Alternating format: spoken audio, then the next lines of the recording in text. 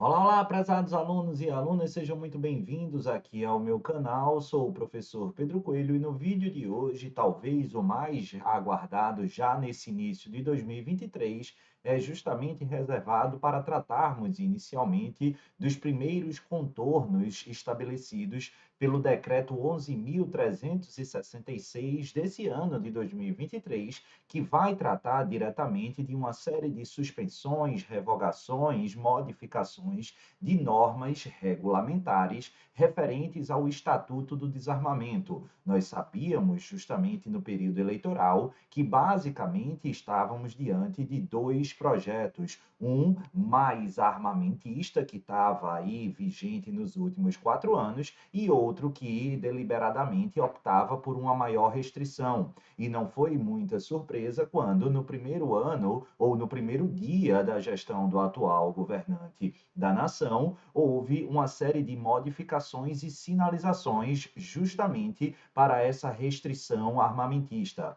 Nesse âmbito, eu quero destacar justamente que o objetivo aqui desse vídeo não é analisar em termos de valores políticos, de qual é a linha melhor, mais conveniente, mais necessária e mais interessante para ao nosso país, mas sim tratar dos contornos normativos e dos impactos, tanto do ponto de vista prático, como fundamentalmente do ponto de vista aqui teórico. Maravilha? Tranquilo? E é justamente isso que eu vou fazer a partir de agora. Presta atenção apenas que eu vou tentar simplificar e resumir ao máximo, me resguardando apenas a tratar os pontos que eu reputo como principais. Por quê? Porque não haveria espaço e tempo útil aqui para tratarmos absolutamente de todo o decreto. De toda maneira, eu já faço aqui a indicação para que, se você estuda a área criminal, estuda o direito penal, tanto no aspecto teórico ou mesmo da parte ou do ponto de vista prático, aí é imprescindível que vocês realizem uma leitura e um estudo atento a esse decreto ou em relação a esse decreto 11.366 desse ano de 2023. Presta atenção que eu vou ler aqui alguns dispositivos e me parece imprescindível, relevante até para nortear a nossa discussão e o nosso debate aqui, a leitura do artigo 1º, que trata aí de forma introdutória o impacto desse decreto. Vai aí para a tela e eu vou tentando tecer os comentários que eu entender percussientes. Vai aí para a tela. Este decreto diz, então, suspende os registros para aquisição e transferência de armas e munições de uso restritos pelos CACs, os caçadores, colecionadores e atiradores particulares. 2. Restringe o quantitativo de aquisição de armas e munições de uso permitido. A gente vai ver que essa limitação se dá até 3 armas de uso permitido. Maravilha, a gente vai ver adiante, mas continua aí nesse artigo 1º. Suspende a concessão de novos registros de clubes e de escolas de tiro. Isso é muito importante, por quê? Porque a gente sabe que várias escolas de tiro e clubes estavam sendo abertos. Se não me falha a memória, houve nos últimos 4 anos um aumento perto aí de 500 ou superior a 500% daqueles existentes até 2018. Então, isso é justamente uma sinalização de maior restrição e que passará fundamentalmente por uma análise de novos requisitos para permitir a continuidade da prestação desse serviço ou dessa exploração econômica, mas haveremos de aguardar mais um pouco. O fato que já está vigente é que novos estabelecimentos desse verniz não estarão mais sendo habilitados. Houve, por assim dizer, um estancamento de novos estabelecimentos desse tipo de atividade e precisaremos aguardar uma futura e muito provável regulamentação mais restrita até para renovações e, por que não, para a continuidade desses serviços, dessas atividades. E, por quarto, mas não menos importante, está aí na tela, suspensão de novos registros de colecionadores, atiradores e caçadores. São os famosos CACs, né? Muito provavelmente vocês já ouviram falar nesses últimos 4 anos nessas figuras. São esses colecionadores, atiradores atiradores e caçadores. Muita gente indica que houve um crescimento desenfreado e, fundamentalmente, a utilização dessa figura do CAC para burlar e ampliar, basicamente, o porte de arma. Mas, Pedro, o porte aqui para os CACs é uma regra? Não. Agora, com as regulamentações que nós víamos e observávamos nos últimos 4 anos, o que é que aconteceu? Houve essa proliferação desses clubes e escolas de tiro, e houve a permissão deliberada que os CACs transitassem sem necessidade de maior controle, de forma livre, portando a arma a ser utilizada nesses clubes, desde que houvesse a justificativa de que estava havendo deslocamento para a prática de crime, ou de crime não, de tiro nesses ambientes, nesses clubes e nessas escolas. E o que é que se viu e que se comentou durante muito tempo nesses 4 anos? Que várias vezes os CACs portavam aí arma de fogo e, eventualmente, flagrados com esse porte, eles apenas justificavam que estavam se direcionando para o clube A e o clube B, o que era suficiente para desnaturar e afastar a aderência típica formal ao crime de porte de arma de fogo. É justamente nesse cenário e nessa crítica que se fazia aí que justamente essa nova regulamentação já sinaliza com uma suspensão de novos CACs, novos registros de colecionadores, atiradores e caçadores, bem como a gente viu, suspensão de novos estabelecimentos de tiro, escolas de tiro. Maravilha? Tranquilo? E aí, o mais importante, a mais importante sinalização na minha ótica desse artigo 1º é que, ao contrário do que muitos esperavam, eu inclusive, imaginando que já na primeira regulamentação nós teríamos de forma muito impactante a alteração substancial, incluindo aí restrição ou maior amplitude punitiva em reflexo justamente nos crimes tipificados no Estatuto do Desarmamento. Isso não aconteceu, porque até mesmo me pareceu interessante, de forma cautelosa, o presidente determinou a formação de um grupo de trabalho para apresentar uma regulamentação específica, um pente fino, debatido com a comunidade acadêmica, os interesses envolvidos, justamente para regulamentar e nortear a política armamentista e, em especial, a Lei 10.826 de 2003, o Estatuto do Desarmamento, e esse grupo de trabalho ele está instituído justamente aqui no inciso 5º do artigo 1º. Maravilha? Óbvio, como eu disse, a gente não vai ler todos os dispositivos, mas eu vou tratar e fazer algumas observações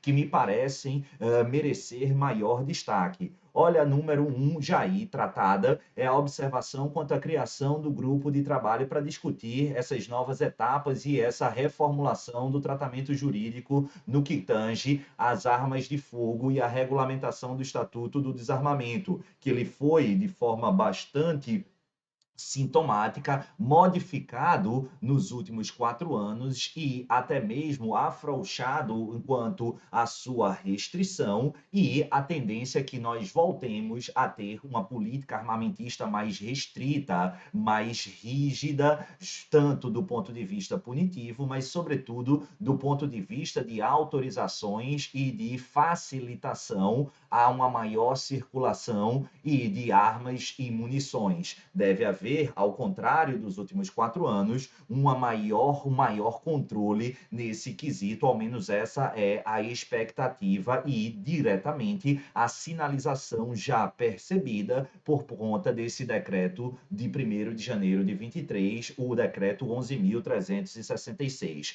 A parte boa, ao menos para aqueles que estão estudando para concurso público, é que, pelo menos a priori, nesse momento, nós não temos que nos preocupar de forma mais drástica com o impacto dessas novas regulamentações do ponto de vista da aplicabilidade da Lei 10.826. Agora, tão logo seja aprovada e publicada essa nova e eventual futura regulamentação, aí há uma imensa probabilidade de termos diretamente impacto no alcance mais amplo, muito provavelmente, dos tipos alinhavados no Estatuto do Desarmamento. Agora, desse aspecto realizado e comentado, eu quero fazer uma outra observação, essa que eu arrolo como no material aqui que a gente está ilustrando, como observação de número 2. Presta atenção, por quê? Porque se você conhece ou um cliente seu, ele possui arma de fogo até o dia 31 de dezembro de 2022, de forma legal, ele não precisa, em princípio, se preocupar. Por hora, ao menos, repito, até a nova edificação daquele grupo de trabalho e que já está sendo instituído, que já foi instituído, e em especial a publicação dessa nova reformulação ou regulamentação relativamente ao Estatuto do Desarmamento, não há maiores aspectos ou maiores coisas a serem feitas. Agora, não obstante essa ser a regra, eu tenho algumas exceções. E a primeira é a possibilidade de imediata cassação das autorizações referentes à posse e porte de arma de fogo. Por quê? Porque conforme a gente vai extrair do artigo 27 do decreto 11.366, todo aquele que for processado ou investigado, presta atenção, hoje a simples ou o simples fato, a simples circunstância de você ser investigado, independentemente de indiciamento, independentemente de realização e instauração da fase judicial da persecução penal, você, ato contínuo, já terá a sua autorização para porte e posse de arma de fogo cassada. Claro, desde que essa investigação ou essa ação penal se refira aqui a um crime doloso. Houve instauração de persecução penal na fase investigativa e ou processual relativamente a um crime doloso, a gente vai ter essa cassação. Bacana, Pedro. E se um cliente meu ou se um assistido meu chegar com essa circunstância hoje, bater na minha porta e dizer, doutor, eu li, ou doutora, eu li isso aqui no jornal, e aí, o que é que eu posso fazer? Ele vai ter duas possibilidades. Presta atenção que ele pode se encaminhar diretamente para a Polícia Federal ou para o Comando do Exército e entregar essa arma no prazo de 30 dias.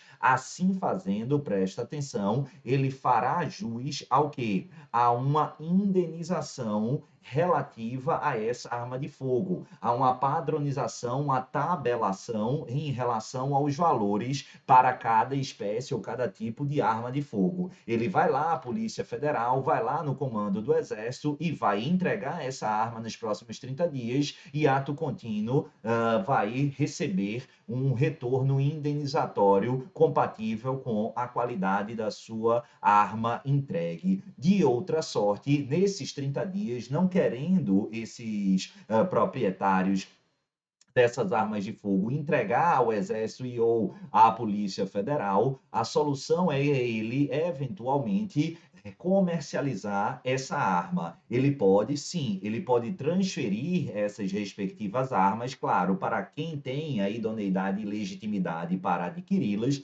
tudo sempre cumprindo as formalidades legalmente vigentes e, nesse caso, tudo tranquilo. Normalmente, esse tipo de comercialização, por óbvio, vai render um valor a maior. Então, nesses 30 dias, após justamente essa situação de instauração da investigação ou do processo relativamente a crime doloso e a respectiva cassação desse porte, dessa posse, de arma de fogo, haverá 30 dias para comparecer ao Exército ou à Polícia Federal e ser indenizado, entregando a respectiva arma, ou comercializar a quem tenha legitimidade para tanto. É o que se estabelece justamente no artigo 27 e destacando aí o parágrafo 1º do decreto 11.366 de 2023. Está aí no materialzinho que eu coloquei e estou apontando para vocês. Deixa eu só ajustar aqui, porque uma outra situação mais restrita e específica é justamente em relação àqueles que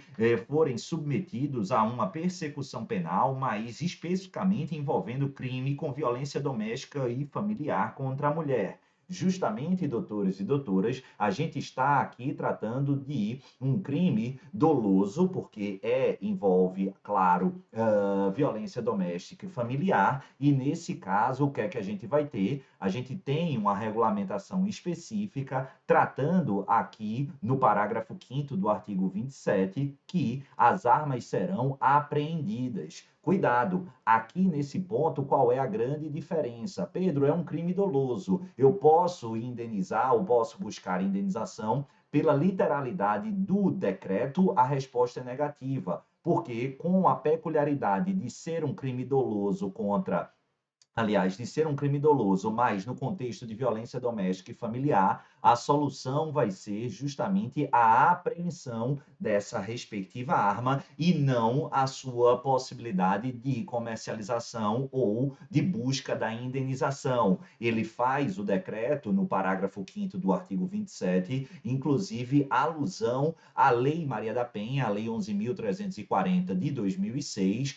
no artigo 18, inciso 4º, inserido pela Lei 13.880 de 2019, que prevê a apreensão imediata de arma de fogo sob posse do agressor, aqui investigado ou processado por crime praticado no contexto de violência doméstica e familiar contra a mulher. Maravilha? Tranquilo? Uma outra observação, essa do ponto de vista prático extremamente relevante, é que quando nós olhamos nos últimos 4 anos, nós percebemos que várias armas de fogo de uso restrito ou de uso permitido, elas tinham uma flexibilização do ponto de vista do seu cadastro, do seu registro. Foram criados e autorizados alguns registros paralelos e não, digamos assim, uma concentração ou unificação no Sinarme, como era antigamente. E o decreto, ora estudado, o decreto 11.366 de 2023, ele vem a justamente restabelecer ou almeja restabelecer essa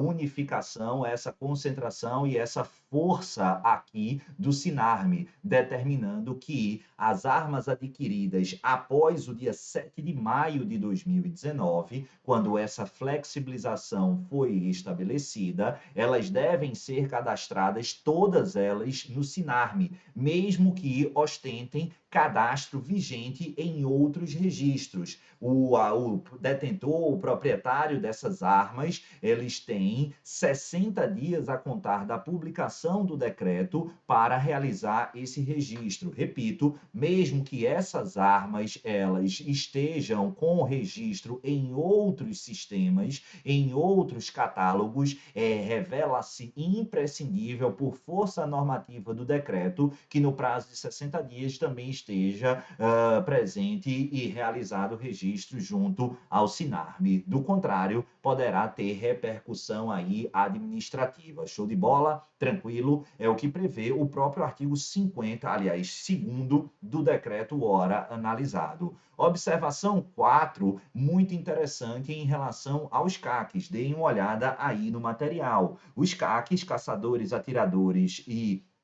colecionadores, passam a estar impedidos de transportar armas municiadas, ainda que estejam no trajeto entre residência e o local da prática de tiro ou outros autorizados. Presta atenção aqui que isso é muito interessante. Vocês lembram quando eu estava falando agora há pouco, no início do vídeo, que uma das situações criticadas era supostamente aquela com a amplitude de CACs, dos números de autorização desses CACs e a a ampliação do número de estabelecimentos de prática, de treino, escolas de tiro, a consequência foi, ao autorizar os regulamentos pretéritos anteriores, a livre circulação dos CACs com armamento municiado, desde que estivessem se deslocando da sua residência para um desses clubes, e isso virou aí muitas vezes uma justificativa para, entre aspas, burlar no ponto de vista prático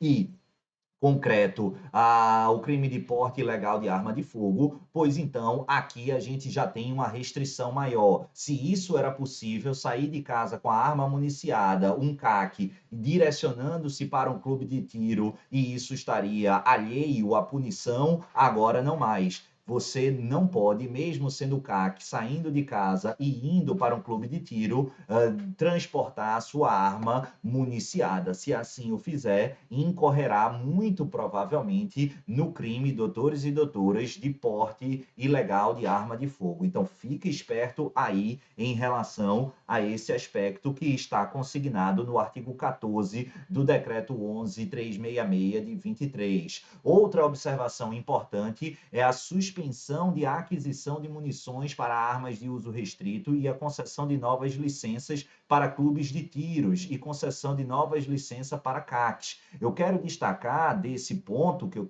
estou anotando aqui, essas novas licenças para clubes de tiros. Tem muita gente, perceba que, além desses clubes de tiros, para particulares que estavam aí sem nenhuma habilitação para desestressar, para lazer, sei lá, para que atender, que fetiche, que desejo, que lazer se tem com atirando arma de fogo. Cada um tem um gosto, a gente só lamenta ou aplaude, a depender da aderência. Eu não tenho dificuldade de entender, mas dane-se o que é que eu tenho dificuldade de entender.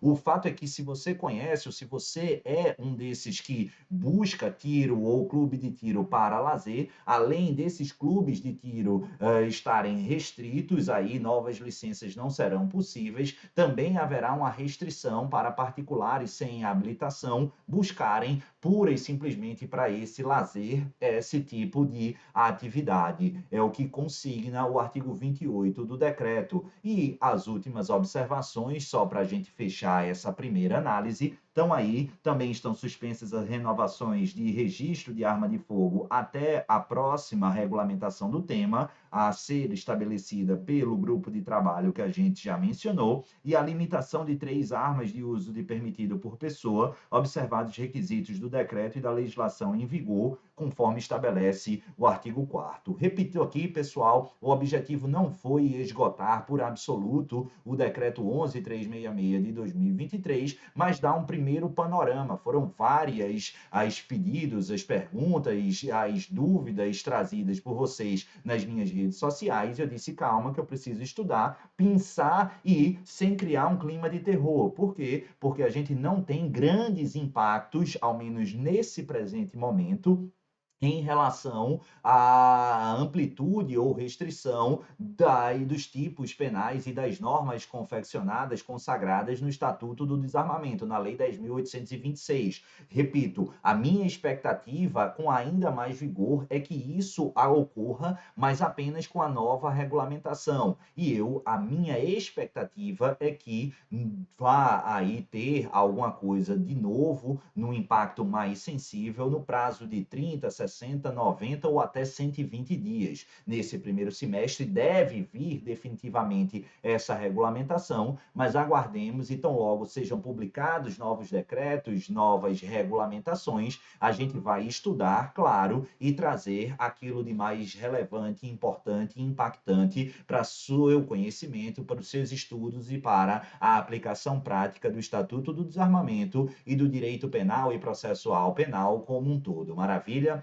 Espero que vocês tenham gostado. Se não estão seguindo aqui as minhas demais redes sociais, na descrição tem todas elas. E mais importante, aqui em relação ao nosso canal do YouTube, se você não ainda está inscrito, não vacila. A gente em 2023 vai trazer muita coisa bacana, muita novidade. Eu vou dar uma atenção especial aqui ao canal do YouTube. Então se inscreve, aciona o sininho, que sempre que eu trouxer conteúdo novo, você vai ser devidamente notificado. 2, já deixa o seu joinha. Se você não curtiu ainda, olha, curta, senão eu vou rogar uma praga para o seu 2023 não ser essas coisas todas. E, por fim, comenta aí o que é que você achou, se está gostando do canal, o que é que vocês têm de expectativa para esse ano, porque dentro das possibilidades eu tentarei atender. Um beijo no coração de todos, fiquem com o Papai do Céu e, claro, até a próxima, pessoal. Tchau!